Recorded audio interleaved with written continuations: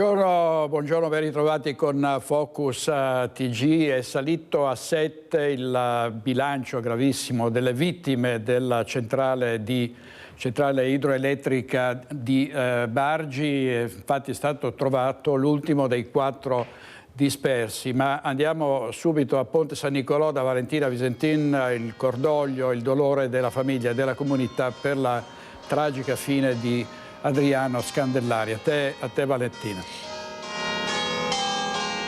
Sì, buongiorno direttore, siamo a Ponte San Nicolò davanti alla chiesa dove da ieri c'è stato un continuo pellegrinaggio di cittadini che ha voluto pregare qui per Adriano Scandellari e per la sua famiglia, una famiglia chiusa nel dolore dopo che ieri è arrivata la conferma che il primo dei corpi dei dispersi recuperati era proprio quello di Adriano Scandellari, l'ingegnere di Enel Green Power che si trovava all'interno della centrale di Suviana a -9. Il suo corpo è stato ritrovato al piano -9, i traumi da schiacciamento, ed è stato ritrovato in quello che è stato definito dai soccorritori il corridoio di fuga, il corridoio che veniva utilizzato per uscire dalla centrale, e quindi non si sa se Adriano si trovasse al piano -8 o -9 e quindi è caduto rimanendo schiacciato dal solaio della centrale che è collassata dopo l'esplosione. E qui a Ponte San Nicolò è il giorno del dolore, perché Adriano era una persona molto conosciuta, era attivo in parrocchia, era vicepresidente del consiglio pastorale, una persona dipinta da tutti come estremamente generosa, umile e molto buona, un ottimo padre e un marito amorevole. E il ricordo fatto dal sindaco Martino Schiavon, che in questi giorni è sempre stato molto vicino alla famiglia di Adriano, che lascia appunto la moglie e 2 figlie adolescenti. Ieri il sindaco, insieme al parroco di Ponte San Nicolò, don Daniele Cognolato, è andato a Bragi, era lì nel momento in cui è arrivata la ferale notizia, e sentiamo cosa ci ha raccontato veramente le parole struggenti e l'ultimo pensiero che ha rivolto alla moglie. Sentiamo le dichiarazioni del sindaco, di don Daniele e di un amico di Adriano. Toccanti le parole della moglie, disperata perché lo aveva salutato non dandogli quell'ultimo bacio. Sì, sono parole che ho sentito ieri e me le sono così fissate in mente. E sentirla dire sì, lunedì mattina mi dice ti saluto poco perché tanto domani sera arrivo, e purtroppo domani sera non è arrivata, e quindi pensare che magari sì, non gli ha dato quel bacio in più che di solito dai è qualcosa di sì, indescrivibile. Dico sempre, ho detto, insomma, è qualcosa di disumano, anche se è una parola grande, però insomma in questo frangente credo ci stia bene, insomma, proprio perché fa pensare a tante cose, fa pensare a tutta la tua vita, fa pensare a tutto quello che si dice, ma poi soprattutto è emblematico ed è significativo. Questa frase è significativa, proprio per capire cosa vuol dire morire al lavoro. Mia volontà, nostra volontà, insomma, eventualmente fare un lutto cittadino qui per Ponte San Nicolò, insomma. Non sappiamo ancora quando saranno, non sappiamo come saranno, perché non so se ci consentiranno di farlo singolarmente oppure tutti assieme, non sappiamo ancora nulla ora. Sì, ho provato a stare vicino a loro, stiamo vicino a loro come comunità. Tante persone si stanno manifestando, anche proprio da una parte l'affetto, ma anche tanto la stima nei confronti di Adriano, condivisa estremamente, anche proprio per la bontà della sua persona e la generosità dell'animo che ha sempre dimostrato, e per la nostra comunità è sempre stato, da quando è qua, veramente qualcuno che si è speso tantissimo. E per me era, credo, la prima persona con cui mi confrontassi quasi in ogni cosa. se qualcosa doveva essere preso in mano il primo confronto era con lui, se qualche situazione era delicata, qualche preoccupazione il primo confronto era con lui. Per la moglie Sabrina il compito davvero difficile di spiegare anche alle figlie questa perdita. Sì, siamo stati lì mentre lo comunicava, c'erano persone con le figlie, i familiari, i vicini, gli zii, e anche ieri sera siamo stati un po' insieme. In questo momento loro cercano molto l'affetto della mamma e hanno fiducia anche in lei tantissimo, e seppure c'è grande la paura, sono una famiglia unita e il papà ha lasciato davvero un insegnamento di vita prezioso che dà loro forza. Conosco Adriano da tantissimi anni, ancora da ragazzino, da ragazzo, quando era animatore a Ponte San Nicolò, e veramente è stato uno shock quando ho visto il suo nome venire fuori sui media. È stato veramente una cosa veramente brutta, e al giorno d'oggi morire sul posto di lavoro veramente fa veramente brutto, è brutto. Si sente di rivolgere anche un abbraccio alla famiglia di Adriano? Beh, sicuramente un abbraccio mio, ma di tutta la comunità di Ponte San Nicolò, perché con chiunque ne sento ne parla, tutti sono stati colpiti da questa immane tragedia. Toccanti le parole utilizzate dalla moglie di Adriano Scandellari per comunicare alle due figlie adolescenti che il papà era deceduto nell'ennesima tragedia sul lavoro. Papà resterà sempre qui con voi, ma ci proteggerà dal cielo.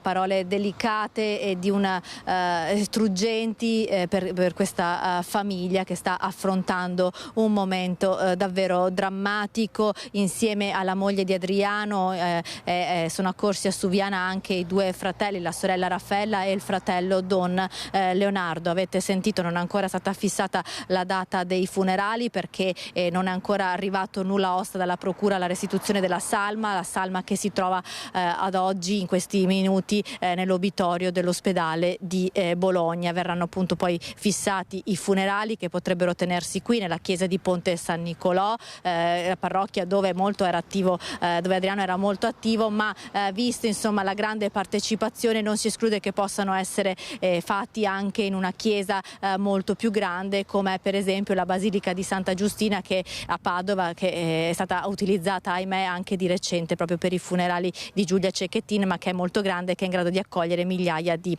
persone. Ma queste ovviamente sono informazioni che poi arriveranno nei prossimi giorni quando la salma verrà restituita ai familiari. Per quanto riguarda la cronaca, lo hai detto anche tu poco fa, direttore, è stata ritrovata anche l'ultimo disperso, quello che mancava all'appello. La conferma è arrivata pochi minuti fa dalla prefettura di Bologna. La morte di Adriano Scandellari ovviamente riapre il tema delle morti sul lavoro. È stato ieri il tema centrale affrontato dai sindacati che erano in sciopero, ma anche il governatore Luca Zaia ha voluto ricordare Scandellari e anche il vescovo di Padova. Sentite le loro parole nel nostro servizio.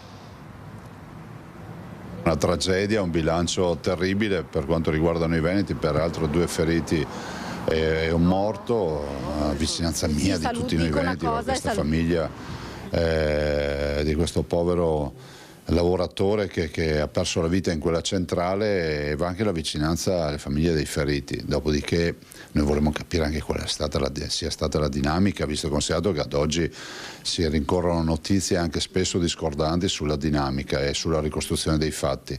Avremo sicuramente una versione ufficiale dai periti, ma penso sarà fondamentale anche avere la versione dei superstiti, di coloro che magari speriamo ricordino cosa sia veramente accaduto. I sindacati padovani in piazza piazza per lo sciopero hanno esteso da 4 a 8 ore la stensione dal lavoro per il comparto elettrico. La manifestazione sotto la prefettura di Padova è iniziata nel ricordo di Adriano Scandellari.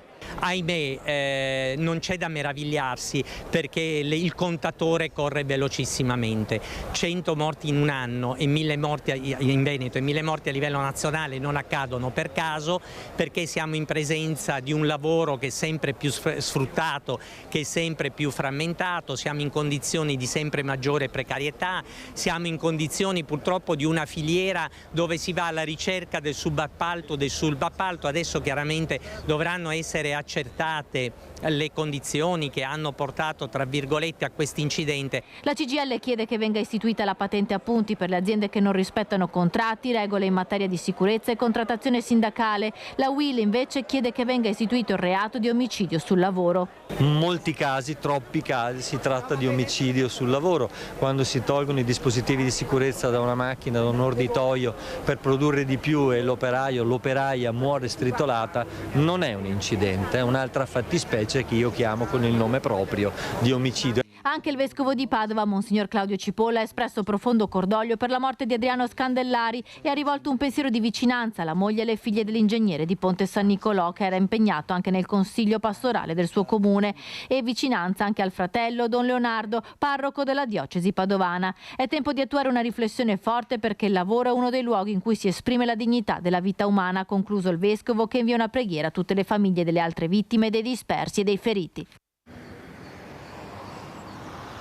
E ci sono appunto le prime ipotesi su quello che è accaduto nella centrale idroelettrica di Suviana. Gli esperti parlano anche di possibili problemi all'alternatore, una macchina che veniva utilizzata proprio per tenere sotto controllo i cuscinetti, che sono l'unico punto di tutta la centrale in cui c'è olio che aveva reso scarsa, anzi quasi nulla, la visibilità nei primi momenti, quando i soccorritori si sono calati subito dopo l'esplosione per cercare di recuperare feriti e dispersi. Quindi ovviamente si attende che venga fatta chiarezza su quello che è accaduto, lo chiedono anche i familiari dei feriti. Ricordiamo che ci sono anche 2 veneti appunto tra i feriti, un veneziano e il padovano Stefano Bellabona, anche lui ingegnere. Le sue condizioni restano gravissime ma stabili. Le ustioni sul 45% del corpo, è tuttora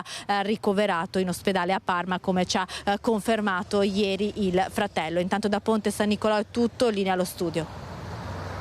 Allora, grazie molto a Valentina Visentin e a Cristian Roque Allende. Vediamo l'ultima vittima accertata, ha recuperato il corpo dell'ultimo disperso, è Vincenzo Garzillo, era andato in pensione un anno fa, diventato consulente di una società di ingegneria, la Lab Engineering di Chieti, quindi un tragico bilancio. In regia oggi ci sono Alessandro Granziera e Mattia Pizzaia. Vediamo, Valentina Visentin parlava dei 2 feriti, c'è il Sandro Busetto, le cui condizioni rimangono stabili, è un tecnico veneziano che è stato ricoverato in prognosi riservata, e vediamo il servizio della nostra redazione di Venezia.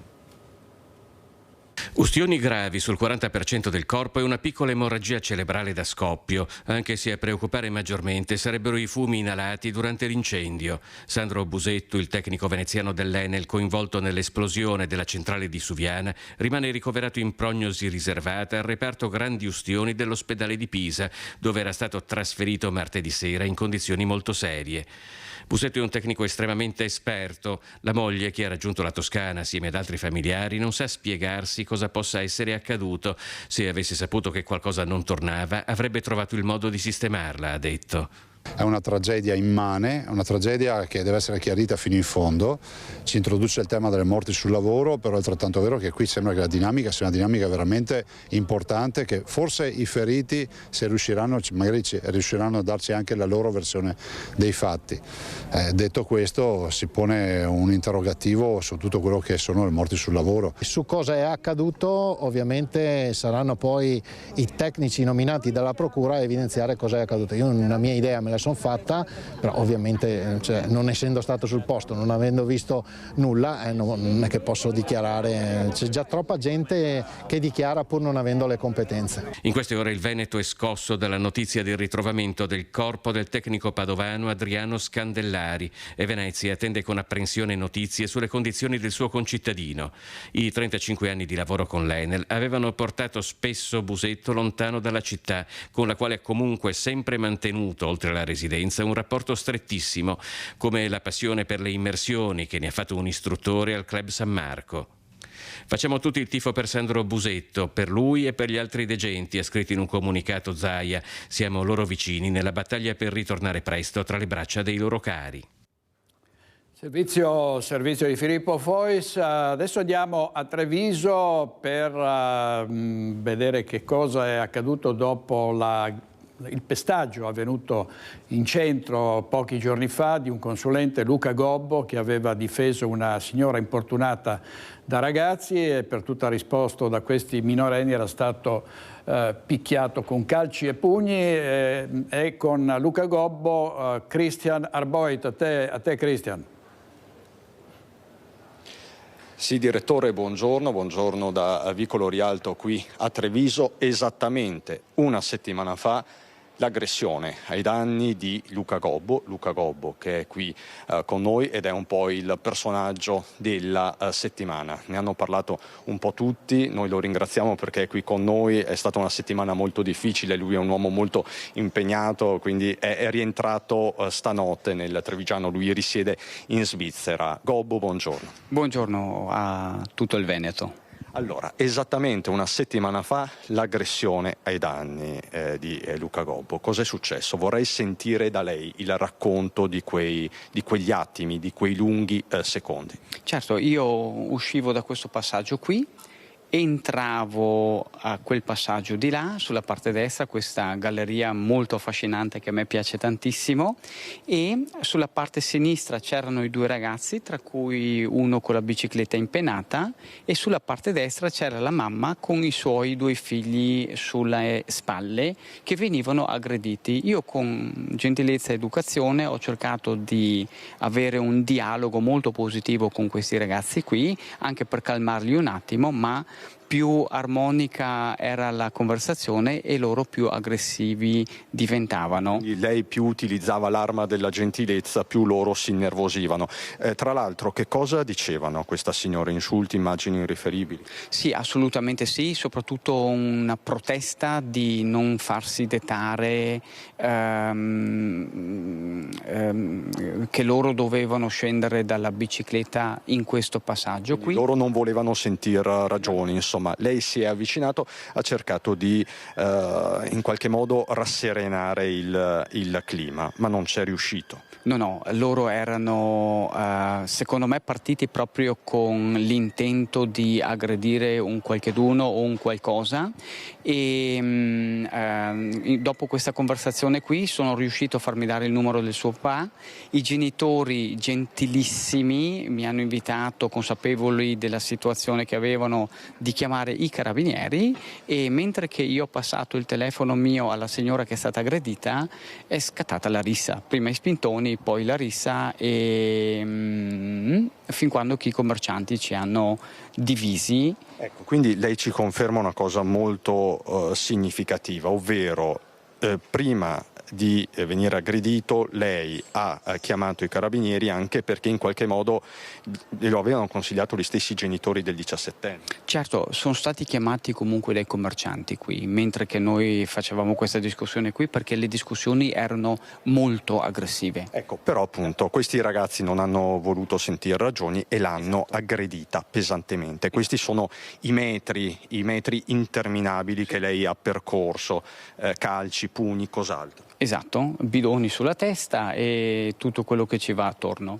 Sembrava un frammento di un secondo, invece poi quando che ho visto i video molto probabilmente di quella cinepresa lì sopra, e ho visto che erano, sì, qualche minuto. Ecco, cioè, poco fa lei mi confidava, Luca, insomma, mi ricordavo un tragitto molto più breve, in realtà insomma sono decine e decine di metri. Sì, io non ho mai avuto una rissa in vita mia, era la prima volta e farò di tutto che sia anche l'ultima a Treviso. Tra l'altro, questo te lo posso documentare, direttore, Luca è un uomo estremamente gentile, quindi lei usa l'arma della gentilezza in maniera strutturale. Evidentemente una settimana fa però appunto non è servita. A questo punto cosa è successo? Sappiamo tutti dei risvolti giudiziari, investigativi che ci sono stati, questo 17enne arrestato, il 15enne denunciato a piede libero, quindi una situazione molto, molto grave. Lei però ha accettato l'invito del papà del 17enne, l'ha invitata a cena. Certo, soprattutto perché anche lui è intenzionato di risolvere questa situazione qui a un livello minimo regionale. Adesso avremo ancora altri appuntamenti molto interessanti. La reazione di tutti quanti è molto positiva e per questo sono tornato qui il più presto possibile, in modo di contribuire effettivamente e concretamente con partecipando con tutti quanti. Vediamo un attimino come mettere tutti quanti insieme per avere un qualcosa di fantastico. Ecco, quindi lei, Luca, va oltre il perdono sostanzialmente, vuole costruire qualcosa di positivo dopo quello che le è accaduto esattamente una settimana fa. Vuole lanciare un messaggio.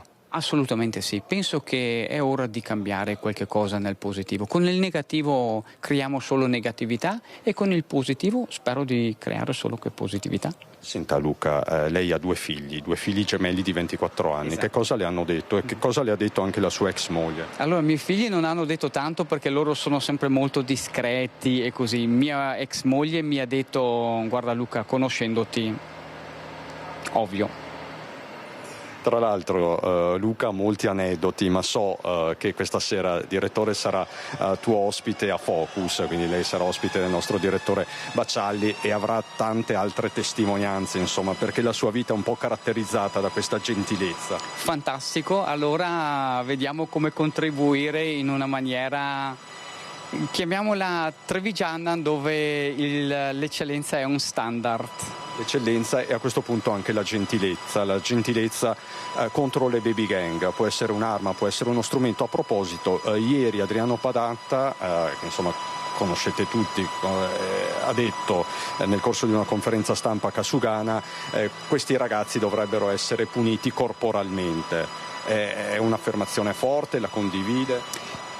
Ci saranno sicuramente dei casi dove che sarà utile, perché se l'individuo non riesce a concepire il limite in maniera verbale, bisogna mettere dei limiti per salvare le altre persone. Ovvio che ci vuole tantissima intelligenza, tantissima attenzione e secondo me la chiave del successo è creare in loro delle emozioni molto positive che attualmente non so neanche io come fare, però vi prometto che ci metterò tutta per trovare la soluzione. Quindi la gentilezza sì, ma fino a un certo punto, insomma, fino a un certo punto. Allora, direttore, questa sera sarà tuo ospite e quindi per il momento da Vicolo Rialto a tutto. Tra l'altro alle 14 Luca Gobbo sarà premiato in comune da Mario Conte e seguiremo ovviamente anche questa premiazione. Per il momento è davvero tutto. Con Nicoletta Rizzetto ti restituisco la linea. Grazie ancora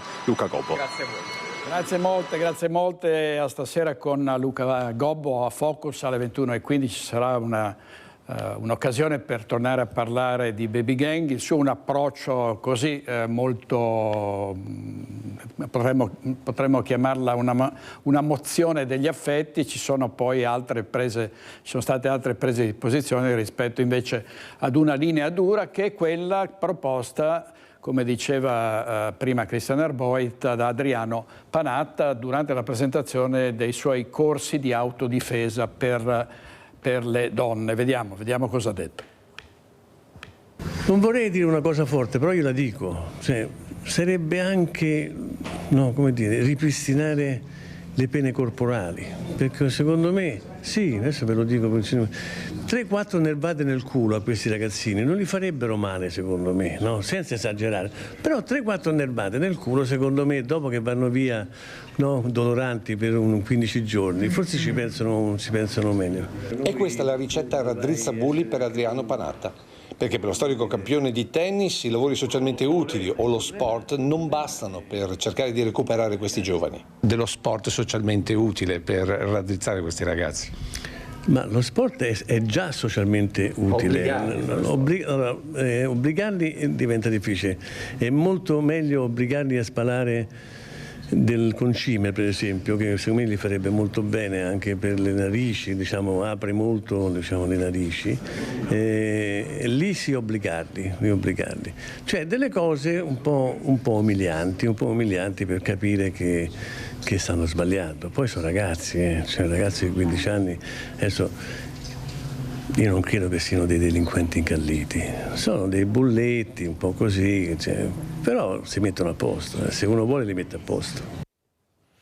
Avremmo voluto avere anche Adriano Panatta questa sera a Focus per il confronto con Luca Gobbo e gli altri ospiti, ma ci ha risposto che è a Monte Carlo e sarà a quell'ora la sera impegnato in alcuni eventi, quindi grazie comunque per la sua disponibilità. Intanto sono stati individuati gli autori dello sfregio alle mura dell'antica abbazia di Mogliano. Sono 5 giovanissimi, 4 minorenni e 1 da poco maggiorenne. Sono scattate le denunce, ha detto il Comune, tolleranza zero nei loro confronti e adesso paghino.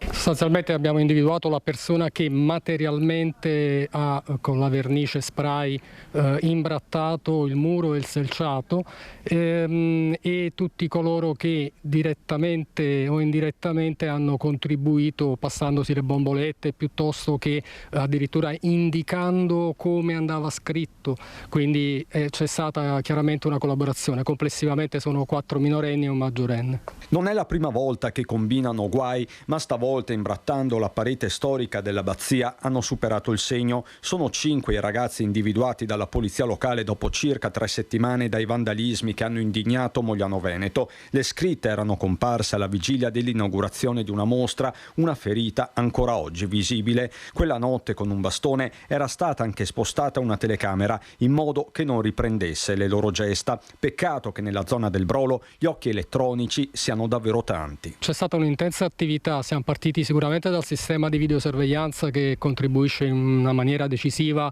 nell'individuazione proprio del reato, in questo caso perché è un reato di imbrattamento, ma diciamo l'identificazione effettiva è avvenuta grazie a un grande lavoro sul territorio. Insomma, non solo telecamere, con l'assessore alla sicurezza che fa intendere come alcuni di questi ragazzi e rispettive famiglie fossero già stati messi in guardia in passato. Si tratta di soggetti italiani per lo più di seconda generazione, ora si cambia approccio. La tolleranza è zero. Questa amministrazione ha messo in piedi tutta una serie di iniziative proprio per contrastare questi fenomeni con operatori di strada, incontri con i genitori, incontri all'interno delle scuole. Se poi c'è chi ancora si ostina a creare dei danni al patrimonio pubblico, deve sapere che noi andremo fino in fondo, come è stato fatto questa volta, anche questa volta dalle forze dell'ordine che hanno individuato i responsabili, e il tutto deve essere pagato da chi ha recato il danno. Il sindaco Mario Conte, sentito il sottosegretario alla giustizia Andrea Ostellari, ha rincarato la dose sul servizio civile obbligatorio e ha proposto anche che siano i genitori a pagare per i misfatti dei ragazzi. Disagio giovanile e criminalità minorile. Il decreto del governo emanato all'indomani del caso Caivano prevede che i minorenni possano svolgere lavori socialmente utili per ripagare i danni causati alle comunità. Risponde così il sottosegretario del Ministro della Giustizia, Andrea Ostellari, alla proposta del sindaco di Treviso Mario Conte di istituire per i baby criminali un servizio civile obbligatorio. Una messa in prova anticipata, sottolinea il senatore, che consente, laddove le famiglie hanno fallito, di ricostruire il senso civico dei minori, mettendoli di fronte alle conseguenze dei loro atti. Un servizio a favore di soggetti deboli, per la cura del verde pubblico o presso strutture comunali come parchi e canili. Ma è proprio sulla messa in prova che sottosegretario e sindaco non sono d'accordo. La proposta nostra va nella direzione di recuperare questi ragazzi, non attraverso la messa a prova, cioè un periodo alternativo alla condanna, ma proprio un percorso educativo che si deve sostituire a quel vuoto educativo che questi ragazzi stanno manifestando attraverso dei comportamenti che non sono certamente adatti. Quindi non un periodo breve di messa in prova per il sindaco Conte, che anzi rincara la dose puntando ad obbligare anche i genitori. E sarebbe ancora più importante se questi ragazzi potessero farlo insieme ai loro genitori, perché noi vediamo l'effetto che sono i disagi creati dai giovani, è altrettanto vero che la causa molte volte è da ricercare all'interno delle mura familiari, nella famiglia. Andiamo a Marghera da Anna Maria Parisi in diretta, perché nel pomeriggio ci sarà un sit-in per evitare la chiusura del panificio di Via Toffoli. A te la linea, Anna Maria. Sì, eccoci direttore, buongiorno. È così un sit-in presieduto dall'associazione Buongiorno Marghera, di cui fa capo Alvise Ferialdi, che abbiamo qui con noi. Buongiorno. Buongiorno, Alvise. Buongiorno direttore. Ecco, è un'associazione questa che si sta mobilitando e si è mobilitata anche in passato per altre attività e per altri avvenimenti accaduti anche qui a Marghera. Ricordiamo non ultimo anche la strage del bus, come sostegno e solidarietà alle famiglie che hanno necessità di essere appoggiate. In questo caso alla famiglia del panificio di Rossella. Esatto, Rossella Novello. Cosa accadrà nel pomeriggio dalle 18 qui al Alvise Ferialdi? Speriamo che la città risponda e risponderà. Marghera deve rispondere perché oggi perdiamo un'attività essenziale. Stiamo parlando di un panificio, quindi qualcosa di più normale che esista, quindi non un negozio particolare, non un negozio che vende marijuana, ma un negozio che dà il proprio servizio a tutti i cittadini e non solo, anche i supermercati. Ecco, facciamo un attimo un riepilogo della situazione. Il panificio è stato costretto a chiudere per attività molesta, così anche nella disposizione del giudice, perché è un caso che è finito in procura, quindi chiuso già da un mese. Ci troviamo appunto a Marghera in via Toffoli con la proprietaria Rossella. Vediamo anche qua questo grande cuore che campeggia oggi sulla saracinesca abbassata. Grazie Rossella, Marghera ti vuole bene. La proprietaria Rossella abbiamo intervistato anche 2 giorni fa, mercoledì scorso, con il servizio di Federico Fusetti, tra le lacrime, perché diceva: io ho speso tantissimi soldi per insonorizzare le pareti e questo non è bastato, quindi il panificio è costretto a chiudere. Come diceva anche Alvise Ferialdi, è un panificio che non è che accontenta e serve i gusti della comunità soltanto dei locali di Marghera, ma anche dei supermercati. Questo è importante, ecco, l'importanza, non di meno che poi dicono sia il pane più buono di Marghera, ecco, capisci bene il danno. Nel frattempo è spuntato anche un bigliettino, direttore, andiamo a leggerlo insieme, venga al Vise. C'è tutto un via vai di cittadini e residenti che arrivano qui per portare il loro sostegno, un bigliettino di cordoglio addirittura, in cui si dice che mancherà non soltanto il pane con tutti i prodotti da forno, prodotti qui, scusate la ridondanza col gioco di parole, nel panificio Novello, ma mancheranno anche le persone che lavoravano qui, tra cui la stessa Rossella, e poi grazie e la firma Patrizia. Ecco, quindi dalle 18 una grande mobilitazione qui proprio a Marghera, accanto a fianco al panificio, dove? Lungo la strada in via Toffoli? Noi siamo in via Toffoli, ci metteremo qui in questa parte, dipende quanti saremo. Io spero che almeno 200 persone riuscire a portare, perché il fatto è molto molto grave. Quello che ci preoccupa è l'effetto domino. Oggi chiudiamo appunto un panificio importante, non vorremmo continuare così con altri panifici e con altre attività commerciali. Lei ha detto, poi chiudiamo, che questo è l'effetto un po' che segue quanto sta accadendo a Venezia. Ce lo vuole spiegare nel dettaglio? Sì, noi consideriamo Marghera come un sestriere veneziano, una parte della città, no, che si è espansa, quindi vediamo un po' le stesse dinamiche, tutti i negozi di vicinato uno dopo l'altro stanno chiudendo e questo è un peccato anche perché poi Marghera è viva, Marghera è una città viva, è una città di cittadini, è una città che ha bisogno dei negozi di vicinato, perché senza il negozio di vicinato chiude tutto e muore la città, ecco. Poi un'altra battuta veloce, che qui siamo capitati in mezzo purtroppo a una questione tra due inquilini e a rimettersi sono i cittadini. Ecco, questo è un po' lo slogan che potrebbe essere coniato, no? Nella lotta, nelle beghe tra gli inquilini a rimetterci sono i cittadini. Esatto, qui è mancata una mediazione tra gli inquilini, tra i vicini e l'attività commerciale, una cosa che non dovrebbe accadere. Dovremmo sempre trovare la giusta mediazione tra le due cose per far vivere sia i cittadini e sia le attività commerciali. Ecco, quindi ringraziamo l'ospite Alvise Ferialdi dell'associazione Buongiorno Marghera, direttore. Ricordiamo che ci sarà appunto nel pomeriggio qui alle 18 a Marghera il sit-in perché possa riaprire il panificio. E quindi appuntamento in via Toffoli. Appuntamento in via Toffoli dalle ore 18, ma se vengono prima meglio, dobbiamo essere tanti, dobbiamo dare il segnale, venite qui assieme a noi e assieme soprattutto a Rossella.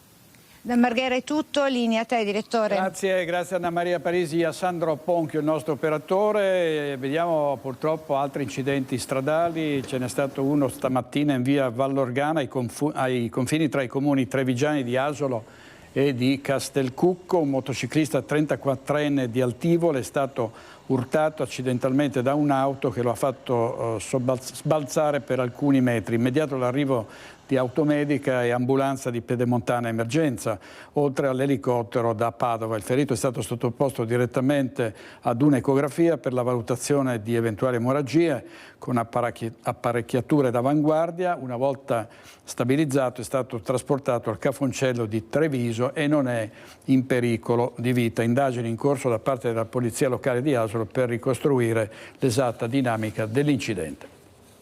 Adesso andiamo a Vicenza da Luisa Bertini perché si parla della sicurezza stradale lungo la circonvallazione est. Nonostante l'apertura della bretella dell'Albera, i cittadini stanno chiedendo misure ulteriori per migliorare la situazione. Sul posto per noi Daniele Garbin e Simone Squarcina. Vediamo. Rotatoria dell'Albera, alle mie spalle questo punto di congiunzione tra i quartieri del Villaggio del Sole e di Maddalene era il punto che accomunava il disagio per i cittadini, perché qui passava tutto il traffico pesante di attraversamento di Vicenza venendo dall'autostrada A4 e qui per anni si sono battuti anche i comitati che chiedevano la diminuzione e la realizzazione e il completamento della bretella alla SP46, cosa che è avvenuto l'anno scorso. Quindi in questo momento in teoria la situazione migliorata doveva rasserenare i cittadini. In effetti abbiamo sentito proprio l'opinione di chi vive e lavora qui e effettivamente parlano di una diminuzione del traffico e questo significa anche migliore qualità della vita. Però al sindaco vogliono mandare un messaggio: qui la sicurezza stradale è ancora in cima alle loro esigenze perché va migliorata. Paradossalmente con la diminuzione del traffico pesante le macchine corrono più veloci. In questa strada si prende velocità facilmente e nonostante ci siano delle rotatorie, molto spesso appena escono la rotatoria, da qua fino alla rotatoria successiva, che sarà un paio di chilometri, prendono velocità elevate. E ci sono molti anziani che abitano in questa zona che fanno difficoltà a attraversare la strada, quindi quello è proprio il problema principale. I quartieri Maddalene e Villaggio del Sole sono stati i primi ad inaugurare il secondo ciclo di incontri dell'amministrazione comunale con i cittadini. La giunta nei quartieri si è riunita al patronato San Giuseppe e dopo sindaco ed assessori hanno incontrato residenti e commercianti che hanno portato i problemi ritenuti più importanti agli amministratori competenti. L'intenso traffico di attraversamento di auto e tir aveva condizionato pesantemente la vita in quest'area a nord-est di Vicenza per oltre 40 anni. Dopo la recente realizzazione della bretella dell'Albera, la situazione è nettamente migliorata, ma i problemi di sicurezza e viabilità restano ancora tra i primi in classifica, secondo i nostri intervistati. Paradossalmente c'è anche chi rimpiange il passaggio dei mezzi pesanti. Ci vorrebbe un po' di sicurezza in più nei quartieri, un po' di controlli e anche quanto riguarda la viabilità. Ci sono ancora dei tir che passano che non dovrebbero passare. E dopo un controllo sulle velocità in Viale del Sole, cioè degli autoveicoli, e in futuro predisporre una bella pista ciclabile che dal Villaggio del Sole, dall'Albera, va in zona industriale. Allora serve la sicurezza, le monopattine, le biciclette. Almeno noi paghiamo le tasse per l'auto, le strade sono fatte una cosa che non si può camminare a piedi, non con la macchina. Beh, la situazione è molto migliorata di sicuro, assolutamente bisogna ammetterlo. Qualche cliente ci racconta che di notte passa ancora qualche tir, qualche traffico pesante, bisognerebbe capire se possono, se non possono. Comunque la situazione è migliorata molto. Avendo molti amici camionisti, fanno fatica a trovare un posto, come erano abituati con noi, dove andare a mangiare. In questo momento stiamo apparando la situazione con un parcheggio a un paio di chilometri da qua, dove si possono mettere tranquillamente e li andiamo a prendere un servizio navetta gratuito. Senza ombra di dubbio al giorno d'oggi la sicurezza, perché anche solo al tramontare del sole si ha paura anche a fare una piccola passeggiata. E se riuscissero a mettere anche un semaforo anche qua pedonale ci farebbe piacere, perché ci sono un sacco di volte hanno rischiato i nostri clienti e i vicini e tutti i cittadini della zona e anche i bambini che attraversano. È molto molto pericoloso. Comunque hanno snellito del traffico, però snellendo le macchine vanno ancora più veloce e io ho ancora più paura quando attraverso i miei figli e tutte le persone intorno. Servizio di Daniele Garbin con le voci raccolte dai cittadini dell'Albera. Adesso andiamo subito a Cassola perché parliamo di politica e in piena campagna elettorale. A Cassola, in vista delle amministrative dell'8 e del 9 giugno, ci sarà un confronto persino tra padre e figlia con il centrodestra spaccato. Sentiamo Federico Fusetti.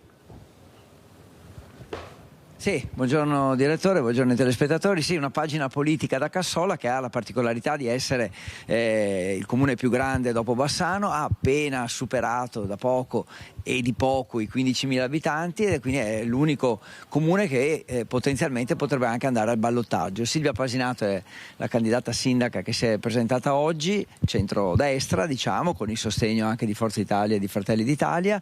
Il papà è stato storico sindaco di Cassola, così una battuta, potrebbe esserci anche uno scontro tra lei e suo papà se si candidasse, e suo padre. Ma il nostro progetto è un progetto di centrodestra dove vede la partecipazione di Fratelli d'Italia, che è il partito che io a Cassola rappresento, e di Forza Italia.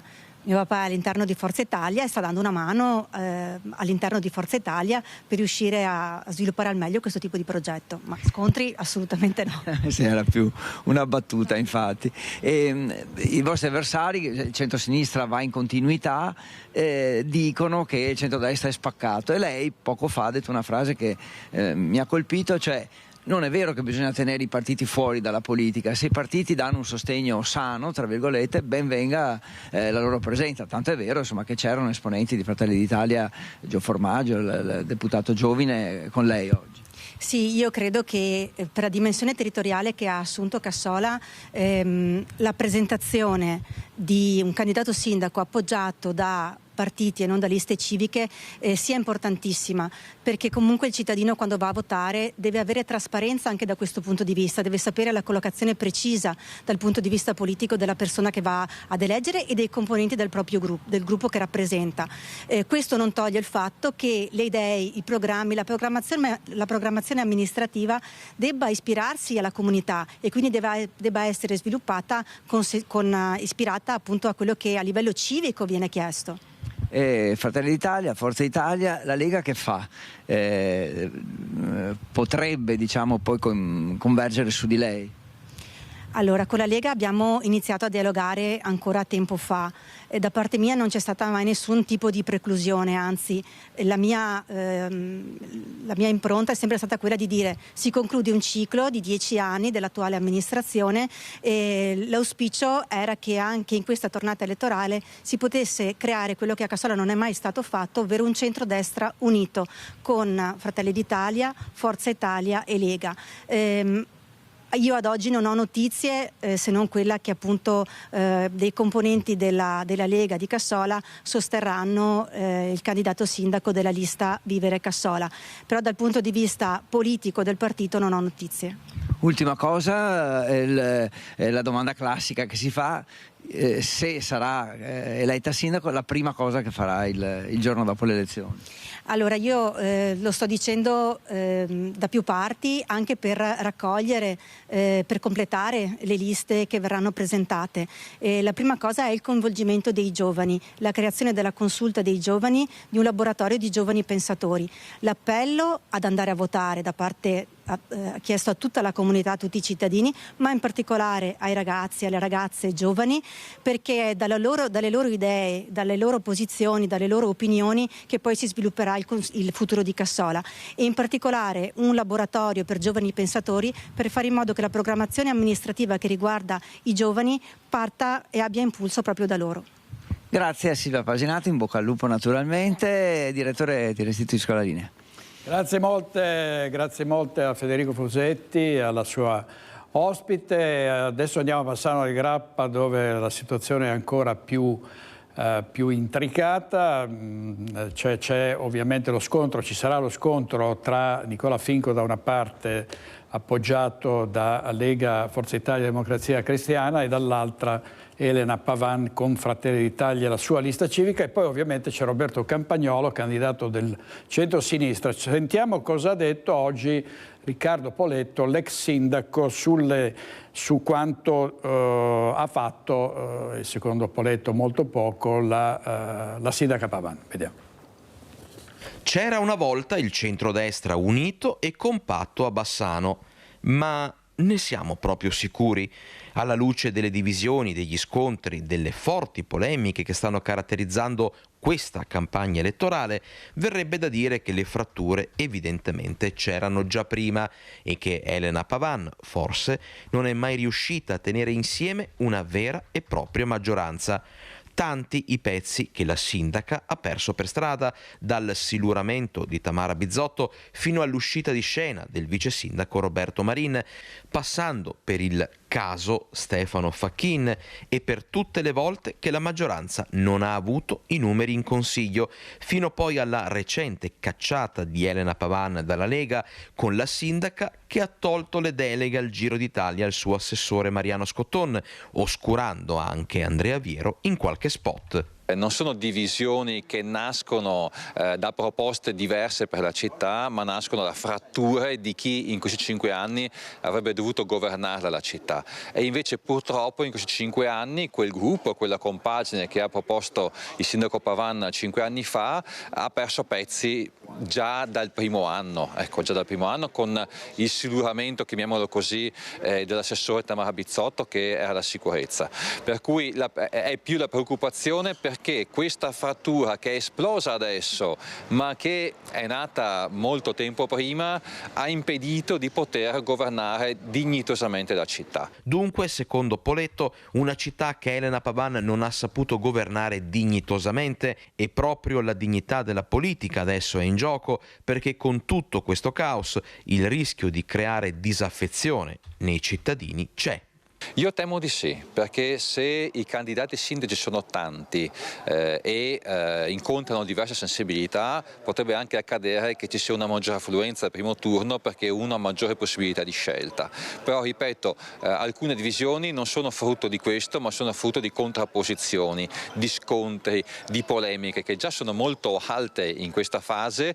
Temo che siano destinate a crescere nei prossimi 2 mesi, e quindi questo potrebbe scoraggiare le persone e dire ma sì, alla fine è sempre la solita baraonda. Servizio di Alex Giuliano. Torniamo a Treviso in diretta da Christian Arboit, perché si sta parlando di sicurezza dopo la tragedia nella centrale idroelettrica di Bargi, ma ci sono anche molti altri problemi, il lavoro nero, ci sono i cantieri irregolari. Su questa operazione dei Carabinieri di Treviso, a te Cristian. Esattamente, direttore, proprio così, una maxi operazione dei Carabinieri contro il lavoro in nero e non solo, le tante irregolarità in materia di sicurezza sul lavoro. Cantieri sono stati ispezionati in tutta la Marca trevigiana, da Maser a Pederobba, passando per Casale sul Sile e Trevignano. Tante davvero le irregolarità. In alcuni casi sono stati trovati anche degli operai su dei tetti senza i cosiddetti DPI, i dispositivi di protezione individuale, e tra l'altro le cadute dall'alto sono tra le prime cause di morti sul lavoro che continuano a essere tanti, troppi in Veneto e soprattutto nella Marca trevigiana. Da qui i controlli periodici dei Carabinieri, in particolare dei Carabinieri del Nucleo Tutela Lavoro, che a Treviso hanno sede in Fonderia. Qui con me il tenente colonnello Marco Turrini, comandante del reparto operativo dei Carabinieri di Treviso. Tenente colonnello, è una maxi operazione perché sono state comminate sanzioni per oltre 170.000 euro. È un'attività sicuramente importante che abbiamo svolto con le nostre stazioni Carabinieri, con il nostro comparto di specialità, finalizzato appunto a, da un lato, verificare il rispetto delle normative in materia di tutela della salute e della sicurezza dei lavoratori sui luoghi di lavoro, ma anche a verificare la regolare occupazione dei lavoratori. I settori principali sono l'edilizia, come ricordava lei, ma anche l'agricoltura e la logistica. Ecco, 16 le aziende che avranno appunto delle conseguenze non solo pecuniarie, perché si parla anche di sospensione dell'attività. Sì, la normativa prevede la sospensione dell'attività in presenza di infrazioni gravi, attività che viene sospesa fino a quando verranno ristabilite appunto le condizioni per garantire che i lavoratori possano lavorare in sicurezza. Quindi nel momento in cui la ditta avrà svolto gli adempimenti richiesti dai colleghi del nostro nucleo di specialisti, potrà riprendere l'attività. Ecco, tra l'altro parliamo di gravi irregolarità, in un caso anche un ponteggio che era stato montato senza nessun tipo di cautela, una situazione potenzialmente pericolosissima. Sì, sono situazioni di pericolo. In edilizia verifichiamo che sovente c'è una carenza nell'utilizzo dei dispositivi di protezione individuale, nella predisposizione di quelli che sono quei ponteggi che appunto consentono ai nostri lavoratori di poter operare in sicurezza ed evitare cadute che possono poi rivelarsi davvero fatali. E poi lavoratori in nero, una piaga che continua, lavoratori in nero soprattutto soggetti extracomunitari. Beh, anche su questo c'è il nostro impegno, c'è l'impegno delle altre forze di polizia. Questi servizi vengono fatti sovente anche con il coordinamento della Prefettura di Treviso, e quindi è chiaro che anche il lavoro nero diventa una piaga che cerchiamo di contrastare, anche per garantire quella che è la normale concorrenza tra le imprese. Ecco, direttore, va sottolineato che si tratta di controlli periodici, non è un controllo straordinario magari sull'onda di quello che è successo a Suviana, sono controlli periodici, chiaramente però ogni volta emergono nuovi dettagli e stavolta possiamo parlare di una maxi operazione. Io ringrazio il tenente colonnello Marco Turrini, comandante del reparto operativo dei Carabinieri di Treviso, in particolare poi i carabinieri che si dedicano alla sicurezza del lavoro, quindi i carabinieri del Nucleo Tutela Lavoro. Per il momento da via Corna Rotta è tutto, con Nicoletta Rizzetto, direttore, ti restituisco la linea.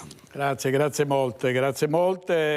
Vediamo un titolo della Tribuna di Treviso.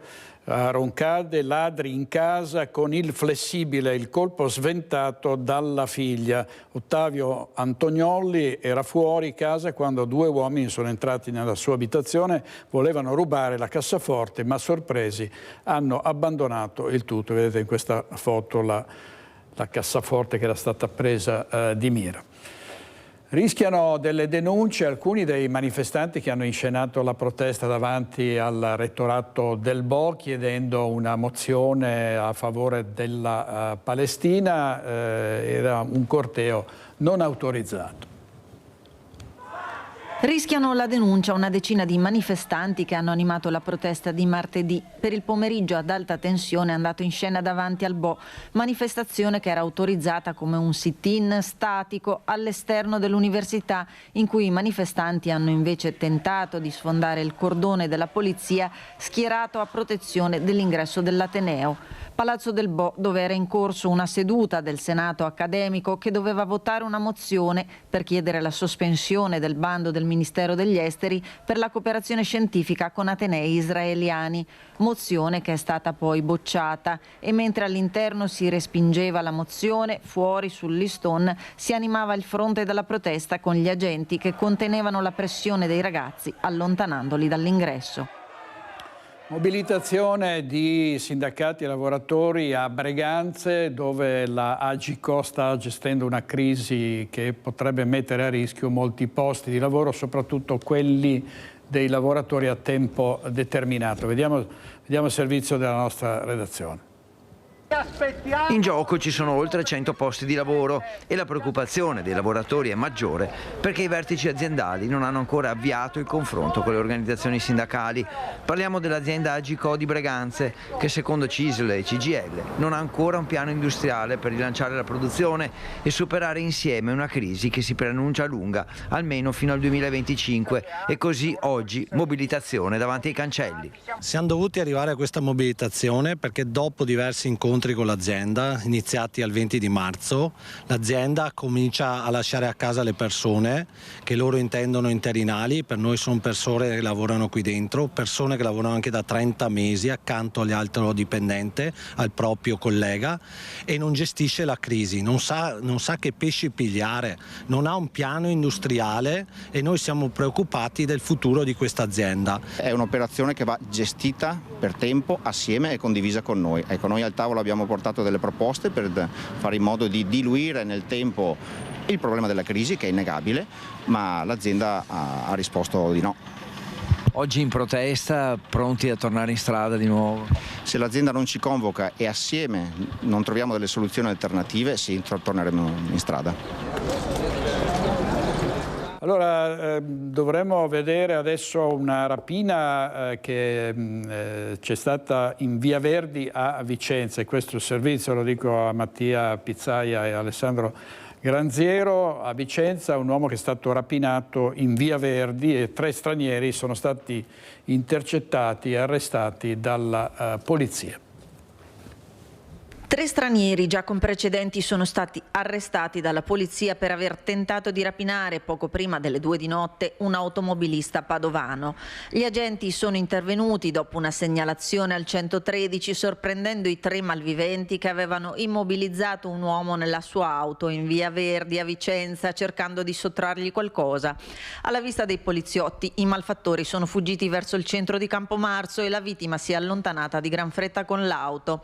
Macchina e malviventi sono stati però fermati da altre pattuglie, anche dei carabinieri accorse nella zona. I 3 indagati sono stati trovati in possesso di 2 grossi bastoni in ferro di 45 e 96 centimetri, poi sequestrati.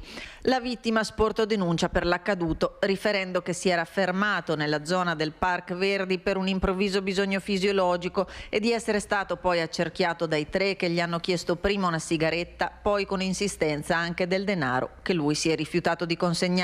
Sarebbe stato quindi aggredito dai 3 che hanno tentato di rubargli 20 euro dalla tasca, aggressione che gli è costata una lieve scoriazione alla mano. Gli arrestati sono stati portati in carcere a Vicenza a disposizione dell'autorità giudiziaria. La polizia sospetta che la vittima si fosse fermata in Campomarzo per acquistare dello stupefacente in orario notturno. Sono in corso ulteriori accertamenti. Intanto si indaga senza sosta a Treviso per individuare gli autori della rapina avvenuta ai danni di Stefano Fantonna, un tabaccaio di via Monfenera. Dopo qualche ora al pronto soccorso la vittima è stata dimessa ed è stata definita molto scossa dal cugino Pierantonio. È molto scosso perché una cosa del genere è dura da sopportare, purtroppo, è dura, è una cosa molto grave e quindi lui ha bisogno solamente di riposare e di ristabilirsi per le botte che ha preso. Ecco. Pier Antonio Fanton è cugino di Stefano, il tabaccaio rapinato in pieno giorno nel suo negozio di via Monfenera a Treviso, minacciato con il coltello e strattonato. Il 58enne, dopo qualche ora al pronto soccorso, è stato dimesso, si trova a casa con la moglie e non se la sente di parlare, mentre i carabinieri stanno indagando senza sosta. Il tabaccaio sarebbe stato aggredito all'interno del suo locale, poi avrebbe inseguito i suoi aguzzini che avevano addosso un casco, a confermarlo alcune testimonianze. Ho visto lui uscire fuori aggrappando uno di loro, no? Quando è finita. E poi ha sbattuto la testa, ho visto mentre è caduto. Subito sono andata a vedere cosa è successo. Sicuramente voleva aggrappare uno di loro a fermarlo, no, quello più piccolino, perché era un signore là, non ho capito di altezza di qual era, però l'altro era un po' piccolino, no. Diciamo che è una cosa istintiva, che uno cerca di salvare il proprio, è il suo lavoro, è il pane per la sua famiglia, quindi quello che poteva fare per difendersi o per recuperare, penso che sia una cosa normale. A Setaccio le telecamere sul PUT, dove i due delinquenti si sono diretti nell'immediato a bordo di una moto, sconvolti i clienti, pronta la solidarietà di Casugana. Mi dispiace tanto perché è una brava persona, queste cose non si dovrebbero fare, specialmente a questa povera gente che lavora dalla mattina alla sera. Porterò anche fisicamente la vicinanza dell'amministrazione, spero insomma che vengano rintracciati e beccati i responsabili e che vengano anche poi giustamente condannati a quelle che sono le loro responsabilità. Il medico ha suggerito alla vittima di prendersi un po' di tempo, per questo le saracinesche della tabaccheria potrebbero rimanere abbassate per qualche giorno. Adesso andrò a trovarlo e spero che si rimetta al più presto, ecco. Solo questo è quello che ha bisogno lui, di stare tranquillo e di dimenticare. Cosa gli dirà quando lo vedrà? E niente, lo abbraccerò intanto. La prima cosa lo abbraccio. Gli dirò: Stefano, stai tranquillo, dimentica, cerca di dimenticare e speriamo che prendano e facciano pagare questi delinquenti.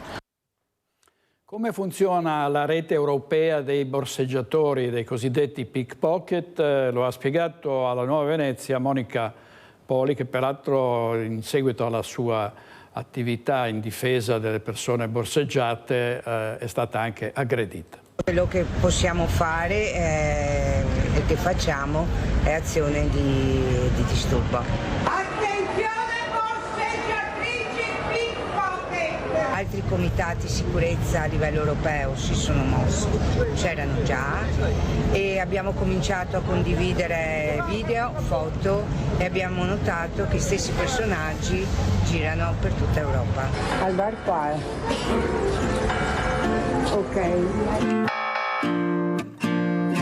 Il gruppo Cittadini Non Distratti nasce all'incirca 30 anni fa. Ci siamo sempre occupati di borseggiatori, degrado e purtroppo negli ultimi 10 anni, qualcosina in più, questo fenomeno è aumentato. Non abbiamo a che fare con il ladro occasionale, ma c'è una struttura abbastanza radicata e organizzata. Certamente c'è una struttura alla base, perché noi abbiamo visto che negli anni queste sono sia le donne che gli uomini e dobbiamo dire che abbiamo uomini che noi chiamiamo storici qui da 20 anni che sono qui a rubare. Sta aumentando sempre di più e noi abbiamo visto che non è come dicono molti che rubano per mangiare, non è vero assolutamente.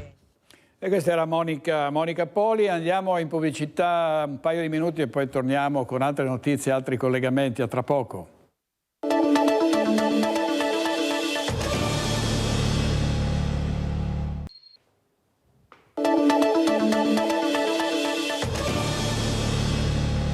Una notizia dal giornale di Vicenza, scatta l'ispezione del NAS, è successo a Montecchio Precalcino, chiusa la fattoria didattica. Secondo i militari l'azienda non era autorizzata a svolgere attività ludico-ricreativa e a servire pasti ai bambini. Sequestro di Vedelago, in aula i giustizieri dei pedofili. L'accusa chiede 6 anni e 6 mesi per il 19enne e 6 anni e 8 mesi per il 20enne che sequestravano questi presunti pedofili per fargliela pagare. Vediamo. Quasi 3 ore in aula per la discussione in rito abbreviato del processo a carico dei 2 ragazzi di 19 e 20 anni accusati di rapina aggravata, sequestro di persona, indebito utilizzo di strumenti di pagamento e porto di oggetti atti ad offendere. Ragazzi che tra il 2022 e 2023 hanno agito nella zona compresa tra Vedelago e Campigo, trasformandosi in giustizieri dei pedofili, ispirati al documentario americano To Catch Predator, in cui persone pedofile venivano incastrate da una troupe di giornalisti utilizzando come trappola una tecnica molto simile a quella ideata dai ragazzi. 8 i casi contestati ai giovani. L'ultimo è quello avvenuto in un casolare di Vedelago, dove un 50enne della Castellana è stato sequestrato, legato e stordito con l'uso di un taser e rapinato. Quella sera i ragazzi, tra loro un minorenne, erano stati arrestati. L'accusa ha chiesto 6 anni e 8 mesi per il 20enne e 6 anni e 6 mesi per il 19enne. Ci troviamo di fronte da una parte a 2 giovani fragili, uno con delle psicopatologie e dall'altra abbiamo invece degli adulti di 40, 50, 60 anni. Pertanto il fatto va contestualizzato e va analizzato appunto per queste caratteristiche. I ragazzi si erano inseriti in una chat per omosessuali e dichiaravano di avere 13 anni. Poi venivano contattati da uomini dai 40 ai 60 anni. Iniziava così l'approccio. Auspico che attraverso i mezzi di stampa le autorità possano intervenire a tutelare i giovani che spesso non hanno gli strumenti e le capacità di utilizzare i social media, su cui non c'è alcun controllo anagrafico per età, ma che venga magari introdotta o qualche accortezza o comunque emanato un provvedimento, una legge che possa porsi a tutela dei giovani a fronte del disagio giovanile che stiamo vedendo sempre più spesso. 6 delle vittime hanno rimesso la querela per sequestro di persona dopo essere state risarcite. I reati di rapina aggravata, indebito utilizzo di strumenti di pagamento e porto di oggetti atti ad offendere sono invece procedibili d'ufficio. Il giudice si è riservato e mercoledì ci sarà la sentenza. Diamo gli sviluppi dell'indagine sulla morte, l'assassinio di Margherita Ceschin. Si aggrava la posizione del marito che è accusato, come sapete, di essere il mandante. Una lettera che avrebbe dovuto raggiungere Enzo Lorenzon, l'ex marito di Margherita Ceschin, e considerato uno dei mandanti del delitto. Missiva che di fatto incastrerebbe l'uomo. Io ti resto fedele. E poi la richiesta di un aiuto economico per le spese legali. A scriverla Sergio Antonio Luciano Lorenzo, il dominicano considerato uno dei killer. A fare da postino doveva essere un compagno di cella dell'uomo, ma l'appunto è stato intercettato dalla polizia penitenziaria e verrà assunto come prova di colpevolezza. Il compagno di detenzione a cui era stato consegnato il bigliettino per essere trasferito sembrerebbe averlo consegnato alla polizia penitenziaria. Detto questo, la procura intende valorizzare questo scritto a fini di prova, in questo senso ha chiesto l'incidente probatorio. Trattasi di una richiesta che giunge credo 6 o 7 mesi dopo il sequestro di questo biglietto, quindi riteniamo che sia un po' non tanto intempestiva ma infondata, in quanto mancano i presupposti previsti dalla legge appunto per chiedere un'anticipazione della prova in una fase delle indagini. Una prova questa, spiega l'avvocato Crea, che deve essere portata a dibattimento. Non ci sono, secondo il legale di Lorenzon, ragioni di urgenza per anticiparla. Margherita Ceschin fu uccisa a Conegliano nella sua abitazione il 23 giugno scorso. Secondo l'accusa il mandante sarebbe l'ex marito. In carcere a Treviso ucciso anche 2 domenicani che sarebbero stati assoldati da Lorenzon, e a Belluno un altro connazionale arrestato in Spagna e accusato anche lui di omicidio. Intanto l'ex marito, scarcerato per motivi di salute, rimane in casa di riposo. In casa di riposo è attenzionato dai sanitari della casa di riposo, quindi sicuramente meglio rispetto a quando era in detenzione carceraria. 4 mesi di indagini per arrivare all'arresto di un 25enne arrestato a Roma che era stato accusato di aver violentato una ragazza a Monteberico. Violentata a Monteberico. L'incubo per una ragazza inizia la notte tra il 22 e il 23 dicembre, quando, dopo aver litigato col compagno in un locale una volta per strada, da sola tra le scalinate di Monteberico e la Valletta del Silenzio, è stata inseguita e aggredita da uno straniero che l'ha violentata in un luogo appartato. La vittima però, approfittando di un momento di distrazione del suo aguzzino, è riuscita a fuggire e a lanciare l'allarme alla sua famiglia, che l'ha accompagnata al pronto soccorso. E proprio dall'ospedale San Bortolo è partita la segnalazione alla questura. Gli investigatori, grazie alla ricostruzione minuziosa dei fatti da parte della ragazza, hanno avviato le indagini, individuando il presunto aggressore che è stato portato in questura. Gli elementi indiziari, in particolare il fatto che l'immigrato indossasse un paio di ciabatte estive durante l'inverno, seppure non idonei a consentire l'arresto in flagranza, hanno fatto decollare l'indagine. Decisivo il riscontro sul profilo genetico del sospettato disposto dal pubblico ministero, che si è rivelato appartenere proprio all'indagato. Il Tribunale di Vicenza ha emesso un'ordinanza di custodia in carcere che, a 4 mesi di distanza dalla violenza, ha permesso al commissariato di polizia San Paolo di Roma di arrestare l'immigrato 25enne proveniente dalla Guinea. Lo straniero, tra l'altro, era già stato indagato per aver aggredito degli operatori sanitari nel piazzale della sede del 118 di Vicenza e per essersi introdotto in un'abitazione privata in centro storico, dove si era poi opposto agli agenti chiamati dai proprietari di casa. Per questo era stato accompagnato al centro per i rimpatri della zona di Roma, dove è stato trovato adesso dagli agenti del commissariato romano, che lo hanno portato in carcere a Regina Coeli. Continuava a maltrattare l'ex convivente, a minacciarla, era addirittura arrivato a tentare di investirla con l'auto ed è stato arrestato dai carabinieri di Schio e di Piovene Rocchetta. I carabinieri della stazione di Piovene Rocchette e di Schio hanno arrestato in flagranza di reato un uomo per l'ipotesi di reato di atti persecutori. I militari sono intervenuti in un comune del Vicentino su segnalazione di una donna che aveva riferito di aver notato appostato nei pressi del luogo di lavoro il proprio ex fidanzato, a carico del quale aveva già nei mesi precedenti presentato una denuncia per atti persecutori, a cui era conseguita l'attivazione di un codice rosso.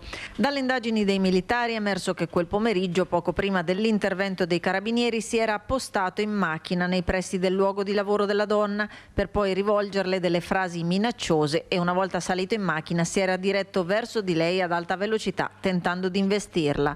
L'uomo è stato arrestato e condotto in carcere. E anche tra vicini di casa ci sono minacce ed offese, ed è successo a Colceresa, c'è un arresto. Minacce, offese, danneggiamenti, molestie portate continuamente ai danni del vicino di casa, culminate nella violazione del divieto di avvicinamento già emesso a suo carico. Nelle scorse ore un 42enne di Colcerese è stato arrestato dai carabinieri di Marostica, che hanno dato esecuzione all'ordinanza emessa dal GIP di Vicenza su richiesta della Procura Berica. Proprio ai carabinieri si era rivolta alla vittima dell'uomo, un vicino di casa di 88 anni, che aveva raccontato delle continue vessazioni iniziate un anno fa e trasformatesi anche in danneggiamenti e ingiurie. I 2 precedenti arresti del vicino molesto per violazione del divieto di avvicinamento non sono serviti e così si sono aperte per lui le porte del carcere. E passiamo a quanto si sta facendo per evitare dissesti idrogeologici e soprattutto gravi danni causati dalle alluvioni. Tantissimi bacini di laminazione che sono stati costruiti in Veneto. Nell'ultima ondata di maltempo si è visto quali vantaggi possono arrecare alle città che sono più a rischio come Vicenza. E Vicenza però aveva ancora problemi con diversi fiumi, tra questi il Bacchiglione, ed è stato inaugurato ieri il bacino di laminazione di via Diaz. Sentiamo Sharon Di Carlo. 63 ettari per non andare più sott'acqua. Inaugurato il bacino di Viale Diaz, un'opera strategica che insieme alle strutture di Caldogno e Orolo salveranno la città e il territorio da oltre 6,5 milioni di metri cubi d'acqua. È un altro tassello per mettere in sicurezza Vicenza, la mette in sicurezza sul Bacchiglione. Tutti sappiamo, perché l'abbiamo visto in quelle notti così difficili alla fine di febbraio, che la grande preoccupazione ora è rivolta al Retrone, dove invece servono ancora opere perché la città lì non è in sicurezza. Attenzione quindi ora rivolta al Retrone, fiume al momento sguarnito ma con un progetto della Regione di difesa idraulica già pronto. Gli interventi possibili sono due: da un lato è importantissimo chiedere a RFI, ad IRICAV, a chi di fatto realizzerà l'alta velocità, di anticipare un progetto che c'è già nel secondo lotto costruttivo, ed è un bacino di laminazione sull'Onte, che è un affluente del Retrone. Lì è possibile, non soltanto è possibile, è già progettato e pensato di fare un bacino di laminazione, però serve anticiparlo, serve metterlo nel primo lotto costruttivo, serve metterlo in campo già da questo autunno, perché non c'è un minuto da perdere per mettere in sicurezza la città. E tra nuovi progetti, al via anche l'ampliamento del bacino di Montebello Vicentino. A Montebello siamo appena partiti, è previsto di più che raddoppiarlo, arriviamo a 8,8 milioni di metri cubi di acqua invasabili. Anche quello non funziona singolarmente ma in serie con altri bacini di laminazione. Se non abbiamo intoppi, insomma, nel giro di 2 o 3 anni dovremmo aver realizzato l'opera. Bacino di laminazione, quello di Viale Diaz, previsto dalla Regione già nel 2011, ad un anno dalla tragica esondazione, 235 comuni alluvionati e oltre 10.000 tra famiglie e imprese sott'acqua, e 14 anni dopo una mappatura di sicurezza idrica in tutto il territorio. E io da commissario nominato già nel 2010 ho dato vita a questo piano Marshall da 2,7 miliardi e gli interventi all'interno di questo piano prevedevano anche 23 bacini, che è esattamente quelli che abbiamo sostanzialmente tutti realizzati o sono in cantiere alcuni. E questo ci dimostra che le casse di laminazione, i bacini di laminazione sono assolutamente utili per salvare la vita dei cittadini e per evitare danni. E la Regione insiste per il bacino di laminazione alle Grave di Ciano, vicino a Crocetta del Montello, che metterebbe in sicurezza molte zone, aree golenali, soprattutto lungo il Piave. Però sentiamo le voci dei cittadini riguardo a questi grandi laghi artificiali. Decisamente importante, anche se per il Bacchiglione è già stato fatto molto e sono state opere efficaci, si è visto anche nell'ultima occasione. Il problema, a quanto ho letto, è il Retrone, e lì però ci saranno tempi più lunghi. Quella del 2010, visto che sto di là del fiume, l'acqua mi è entrata in casa, stavo al piano terra e non è stata una bella esperienza per niente. Perché è importante, io abito qua e sotto col Bacchiglione ci siamo già andati 2 o 3 volte, so che stanno facendo altri lavori. Cosa ricorda di queste esondazioni?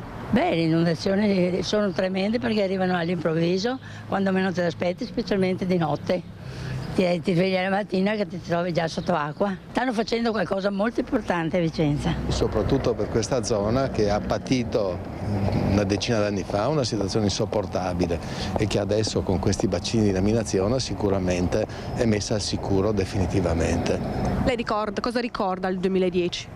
Ricordo perfettamente tutto perché abito a 100 metri e ricordo quella drammatica notte nella quale improvvisamente l'esondazione del Bacchiglione ha determinato di fatto dei danni pazzeschi per tutta la zona. Sono cose fatte a modo, perché dopo il 2008 che abbiamo avuto quel disastro sono stati fatti lavori veramente, diciamo che adesso salvano Vicenza. Infatti abbiamo visto che quest'anno, grazie ai bacini che c'erano, qua l'acqua non è venuta fuori, anche se io abito proprio qua a San Pietro, quindi passando vedevo quanto era alta l'acqua, ma è quello che dovevano fare e che per fortuna adesso ne fanno ancora. Ricordo che è arrivata fino a 500 metri da casa mia, quindi sono contento che sia stato fatto e spero che vada bene. Mi ricordo l'acqua che c'era qui, che arrivava fino alle altezze dei portici di Porta Padova. Ecco, proprio all'altezza, quanto alta era, l'impressione insomma, che faceva quest'acqua. È importante, sì, non sale più il Bacchiglione, è viva, speriamo che ne aprano altri 2 che sono programmati. Lei cosa ricorda dell'alluvione del 2010? Mi ricordo di essere arrivato laggiù e che c'era l'acqua, perché abito dall'altra parte. Dovrebbe migliorare, non esserci più il problema dell'esondazione. Quindi dovrebbe passare la paura per i cittadini? Dovrebbe passare la paura. Dovrebbe passare la paura. Intanto vediamo un titolo dall'Arena di Verona, il Forum Italia-Cina. Il ministro Tajani dice il Veneto, una regione strategica, e il ministro del commercio estero cinese Wang Tao insiste sulla bilateralità. Vediamo il nostro servizio.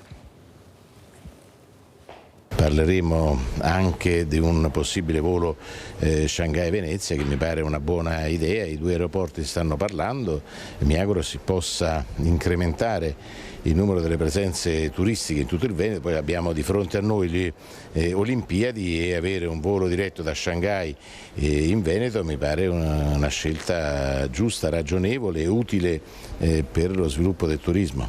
Un accordo per un volo diretto Venezia-Shanghai. All'Università Ca' Foscari il vice premier Antonio Tajani incontra il ministro del commercio della Repubblica Popolare Cinese Wang Wentao. Vogliamo che la Cina rimanga il nostro principale partner commerciale in Asia, ha detto Tajani. Le esportazioni continuano a crescere e vorremmo che proseguissero anche gli investimenti cinesi in Italia e in Veneto. Di scambio di merci, di conoscenza, di tecnologia e di cultura col Veneto e con l'Italia parla anche Wang Wentao, citando a più riprese Marco Polo, di cui si commemorano i 700 anni dalla morte. Sullo sfondo però c'è anche una situazione geopolitica difficile in cui non sempre le identità di vedute sono le stesse. Il dialogo è sempre parte importante della nostra politica estera, della politica del G7, non c'è sempre identità di vedute, ma questo non significa che non debba esserci dialogo. E le crisi aperte non sono poche, a partire dalla guerra in Ucraina, per la quale l'Italia si auspica dalla Cina un impegno di mediazione. La Cina può svolgere un ruolo fondamentale soprattutto per cercare di convincere la Russia a non continuare l'inaccettabile guerra in Ucraina. Mi auguro che la Cina non continui a sostenere anche con forniture militari la Russia. Siamo noi per mantenere lo status quo nell'Indo-Pacifico. Ai nostri microfoni Antonio Tajani, che è vice premier e ministro degli esteri. Andiamo in pubblicità, altri 2 minuti e torniamo subito.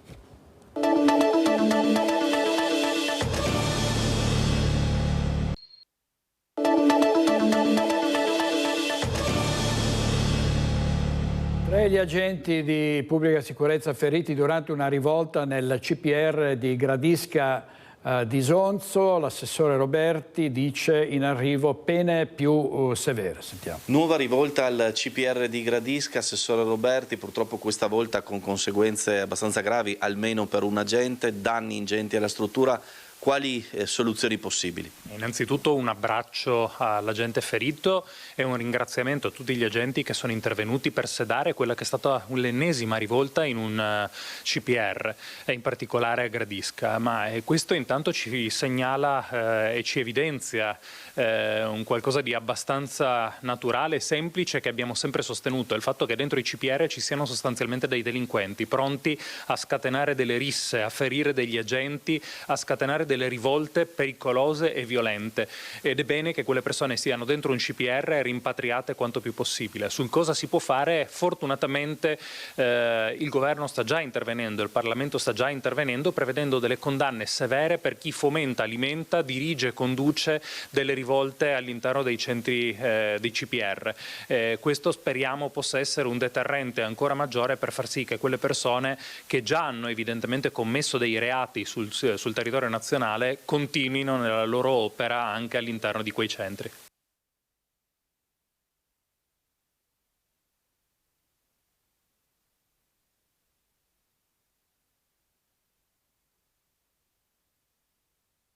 Della candidata Elena Pavan sul Ponte Vecchio. Sentiamo di cosa si tratta.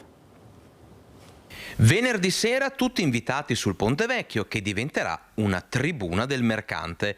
Questo l'annuncio del Bassano 24 ore fa. Sempre nell'annuncio si leggeva che l'amministrazione comunale ha patrocinato la serata, permettendo di liberare un luogo magico come il Ponte Vecchio. 24 ore dopo, e cioè oggi, arriva il dietrofront pubblicato sui social giallorossi. Si informa che, stante le difficoltà oggettive di presentare la squadra sul Ponte degli Alpini, in accordo con l'amministrazione comunale, l'evento si svolgerà sulla terrazza esterna del Palazzo Sturm. Nemmeno il tempo di postare l'annuncio che subito sono scoppiate le polemiche.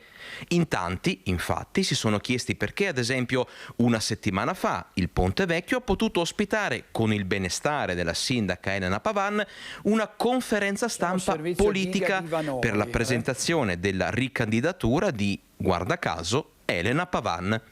Di certo la cornice del Ponte Vecchio, ricordiamolo monumento nazionale, sarebbe stata più adatta per un grande abbraccio alla squadra della città, che non ha colori politici, ma che con i suoi colori giallo e rosso ha scritto la storia dello sport in Veneto, e non solo, anche per l'impegno sociale.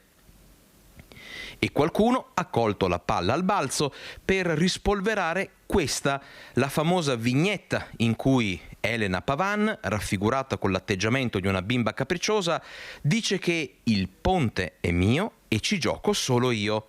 Uno slogan evidentemente sempre di attualità. E a proposito di attualità, ad oggi nessuno dell'amministrazione comunale ha ancora risposto ad Angelo Vernillo, capogruppo di Bassano Passione Comune, che ha posto 3 domande proprio in merito alla conferenza stampa di Elena Pavan sul monumento nazionale. È stata presentata regolare richiesta di occupazione di spazi e aree pubbliche con finalità politiche? Il Ponte Vecchio, monumento nazionale, è utilizzabile per questi scopi? L'iniziativa si è svolta nel rispetto del regolamento comunale? In tanti aspettano un chiarimento, a meno che non basti questo per rispondere a tutti. E dal Ponte di Bassano alla diga del Vanoi, vediamo. Non si placano le polemiche dopo il via libera regionale alla diga del Vanoi. Roma e Venezia la vogliono, serve raccogliere acqua da distribuire in estate per l'agricoltura in pianura. Tutti contrari invece nelle terre alte, dal Consiglio provinciale ai comuni interessati, tanto in Veneto come in Trentino Alto Adige, nei confronti di un'infrastruttura per cui si parla di un investimento da 150 milioni di euro per creare un invaso da 33 milioni di metri cubi d'acqua. La diga del Vanoi, 2 giorni fa in Consiglio regionale abbiamo sentito delle frasi che ci hanno, per così dire, scioccato. Si tratta di un'opera della quale non è ancora chiaro il finanziamento, ma che è ovvio e chiaro a tutti peserà moltissimo sulle casse pubbliche. Un'opera che non si capisce ancora bene come sia giustificata, e noi ci chiediamo perché non c'è ancora un bilancio idrico regionale che dimostri eventualmente anche l'utilità dell'opera. Nella gola dove si pensa di creare l'invaso le frane sono tante, piccole e grandi, e certo non si fermeranno né l'anno prossimo né quello dopo. Dire se ci sia il rischio di un altro Vajont spetta ovviamente solo agli esperti, quelli che allora però non vennero ascoltati. I miei cittadini e i cittadini di Canale San Bovo, di Cintantesino, di Sovramonte hanno paura, hanno davvero paura, e hanno paura di 2 cose. I miei cittadini hanno paura per la loro sicurezza e per la sicurezza del loro ambiente. Noi sappiamo da 2000 anni che la Valle del Vanoi è instabile, è pericolosa. Lanciamo un appello che è stato pubblicato via social, è questo: urgente, questo è mio fratello, è scomparso stamattina a Campo San Piero, è successo. Se lo vedete in giro, per piacere contattatemi o chiamate i carabinieri, c'è il numero di telefono se volete annotarlo. Ha una Volkswagen bianca con 2 strisce nere laterali, la targa è FR410HK, stamattina aveva il giubbotto verde, marcio scuro, felpa più chiara, aiutateci a trovarlo, vi prego. Antonietta Marcato. sue 109 candeline. Si tratta di una delle 6 donne più longeve del Veneto. È una delle donne più longeve di tutto il Veneto. Lei, Antonietta Marcato, ha festeggiato i suoi 109 anni alla residenza Civitas Vitae Nazareth di Padova. Lei, decana degli over 100 padovani, è al 56esimo posto in Italia per longevità. In Veneto varca il traguardo dei 109 anni dopo Rita Vantini di Negrardi Valpolicella, Giuseppina Zecchini di Verona, Isabella Pelà di Rovigo, Maria Zanetti di Mirano e Genoveffa Dante di Piove di Sacco. La festa per il suo compleanno è stata un'occasione di condivisione e di partecipazione che ha visto i familiari più stretti accanto alla over centenaria. Per me è bellissimo essere qui oggi, ha detto Antonietta, alla presenza di tante persone che mi vogliono bene. È un'emozione essere circondata da tanto affetto alla mia età. È stato il commento della donna che ha augurato a tutti il meglio per la loro vita. Alla cerimonia sono intervenuti anche rappresentanti della politica locale. Ora si guarda anche a battere un record, il più grande raduno dei centenari che sarà organizzato per sabato 4 maggio presso la Civitas Vitae Angelo Ferro di Padova, record che attualmente è detenuto dall'Australia con 45 persone coinvolte. Il tentativo di battere il primato del mondo con una festa di amicizia intergenerazionale ha l'obiettivo di stringere ancora una volta il ponte tra il lontano passato ed un futuro da scrivere attraverso il raggiungimento di questo obiettivo simbolico. Servizio di Luisa Bertini ed è tutto per oggi. Grazie ai nostri registri Alessandro Granziera, Mattia Pizzaia. Ci vediamo stasera, non perdete l'appuntamento con Focus alle 21:15. Tra gli ospiti Luca Gobbo, il consulente che è stato picchiato da minorenni in centro a Treviso, quindi parleremo ancora della violenza delle baby gang. Grazie, arrivederci, buona giornata.